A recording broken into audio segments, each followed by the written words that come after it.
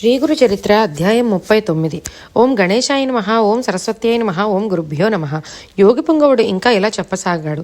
నామధారక సోమనాథుడనే బ్రాహ్మణుడు గంధర్వపురంలో ఉండేవాడు. అతడు శ్రీమంతుడు. అతని భార్య గంగాంబకు 60 సంవత్సరాలు నిండిన సంతానం కలుగలేదు.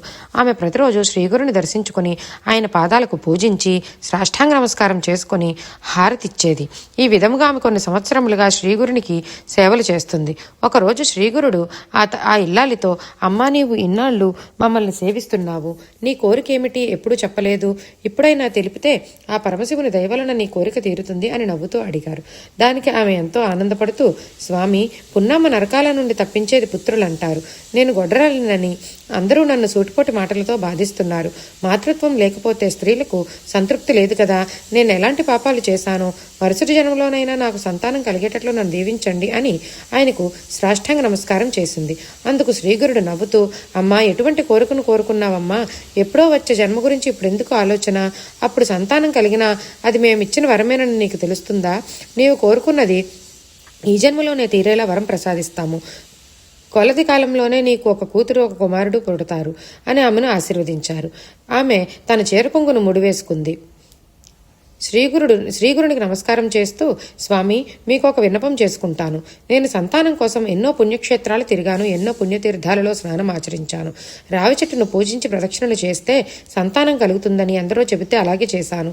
కంటికి కనిపించిన ప్రతి రావి చెట్టుకు ప్రదక్షిణలు పూజలు చేసి అలుపు వచ్చింది. అలానే నా వయస్సు కూడా చెల్లిపోవచ్చింది. ఇలా చేసిన నాకు సంతానం కలగలేదు. కాబట్టి మీరిచ్చిన వరం ఎలా ఫలిస్తుందో అని ఆలోచిస్తున్నాను. కానీ త్రిమూర్తి స్వరూపులైన మీ వరం ఎప్పటికీ వృధా అవదు. ఆ నమ్మకంతోనే నేను చీరకొంగును ముడివేసుకున్నాను. నాకు ఇంకో సందేహం కలుగుతుంది. నేను రాబోయే జన్మలో సంతానం కోరుకుంటే మీరు ఈ జన్మలోనే ప్రసాదిస్తామంటున్నారు. మరి నేను ఇన్నాళ్లుగా రావి చెట్టుకు పూజలు చేసి ప్రదక్షిణలు చేయడం వలన నాకు కలిగిన ప్రయోజనం ఏమిటి అని శ్రీగురుడికి తన సందేహాన్ని విన్నవించుకుంది. ఆమె బాధను చూసి శ్రీగురుడు ఇలా చెప్పసాగాడు. అమ్మా, నీవు గతంలో చేసిన రావి చెట్టు పూజ వలన నీకెంతో పుణ్యం దక్కింది. ఇప్పుడు అజ్ఞానంతో తిడుతూ ఆ పుణ్యాన్ని పోగొట్టుకోకు. నా వాక్కుల్ని విని ఈ రోజు నుండి నదీ సంగమంలో ఉన్న రావి చెట్టుకు మాకు ప్రతిరోజు పూజలు ప్రదక్షిణలు చేయి. మేమెప్పుడు రావి చెట్టులోనే నివసిస్తాము. అందుచేతనే మనకు పురాణాలన్నీ రావి చెట్టుని అశ్వత్థనారాయణుడు అని కీర్తించాయి. అప్పుడు గంగాంబ, స్వామి, అటువంటి నమ్మకం నాకు కలిగించేందుకు అశ్వత్థ వృక్షం యొక్క మహిమను నాకు తెలపండి వేడుకుంది. శ్రీకరుడు ఇలా చెప్పారు. అశ్వత్థ వృక్షంలో సర్వదేవతలు నివసిస్తూ ఉంటారు. దీని మహత్యం గురించి నారదముని బ్రహ్మాండ పురాణంలో ఇలా చెప్పసాగారు. అశ్వత్థ వృక్షమే శ్రీమన్నారాయణుని స్వరూపము. ఆ చెట్టు యొక్క మూలమే చతుర్ముఖ బ్రహ్మ, దాని మధ్య భాగమే విష్ణుమూర్తి, దాని చివరి భాగమే పరమశివుడు. కాబట్టి అశ్వత్థ వృక్షాన్ని పూజిస్తే త్రిమూర్తులను సేవిస్తున్నట్లే. అలాగే త్రిమూర్తుల ఆ వృక్షానికి దక్షిణ, ఉత్తర, పడమర దిశలలోని కొమ్మలు, తూర్పు దిశనున్న కొమ్మలలో ఇంద్రాది దేవతలు ఉంటారు. కానీ దాని వేళ్లల్లో మహర్షులు, బ్రాహ్మణులు, 4 వేదాలు ఉంటాయి. దాని మూలములో ఆకారము, మానులో ఉకారము, దాని పండ్లు మకారము. ఆ వృక్షమంతా దివ్యస్వరూపమైన ప్రణవనాదమే. ఇలా ఆ చెట్టు మహిమ గురించి ఎంతని వర్ణించగలరు?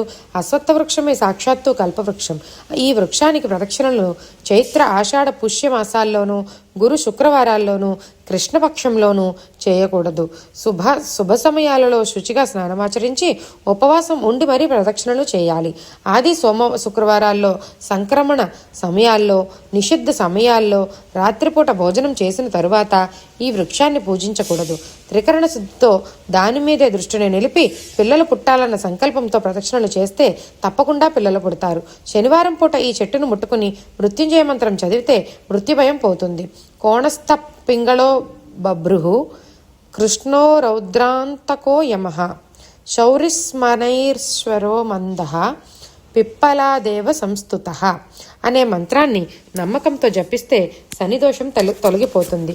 గురువారం అమావాస్య రోజున ఈ చెట్టు నీడలో స్నానం చేస్తే పాపాలన్నీ నశిస్తాయి.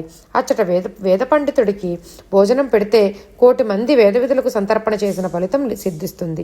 రావి చెట్టును నాటితే 42 సంవత్సరాల వారికి స్వర్గప్రాప్తి కలుగుతుంది.